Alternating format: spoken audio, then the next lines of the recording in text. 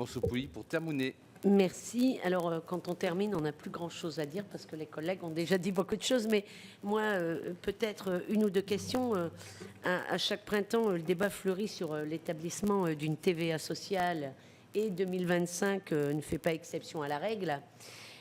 Alors que la Cour présente une dégradation des comptes de la sécurité sociale pour 2025, il faudrait peut-être expliquer à certains, et notamment au MEDEF, que la TVA sociale existe finalement déjà grâce au président de la République qui, en 2019, avec le remplacement du CICE, en suppression pérenne de cotisations patronales compensées par le recette de TVA. Ainsi, il y a donc 50 milliards d'euros qui vont actuellement de la TVA à la sécurité sociale pour compenser les cotisations patronales.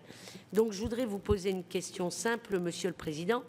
Comment se fait-il que lorsque le rendement de la TVA est moindre que les projections faites par le gouvernement, les recettes de la sécurité sociale diminuent, alors même que la loi Veil, normalement, oblige à la compensation intégrale des exonérations de cotisations sociales? Et donc, je m'arrêterai là. Merci beaucoup. Juste pour dire quand même qu'on a beaucoup parlé des dépenses, mais qu'il y a aussi quand même les recettes.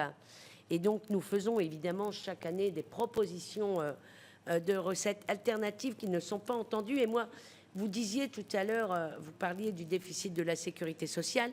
Je rappelle qu'ici, la semaine passée, avec l'ANI, on a encore voté 30% d'exonération de cotisations sociales dans le cadre de l'ANI qui vont avoir un impact sur le budget de la sécurité sociale de à peu près 123 millions d'euros qui ne seront pas compensés par l'État.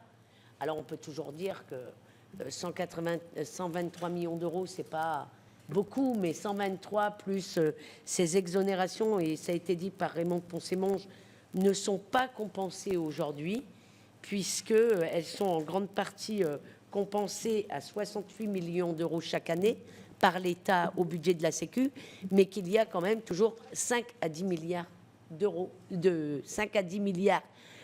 d'euros, oui, qui ne sont pas compensés par l'État selon les années. Voilà, je vous remercie.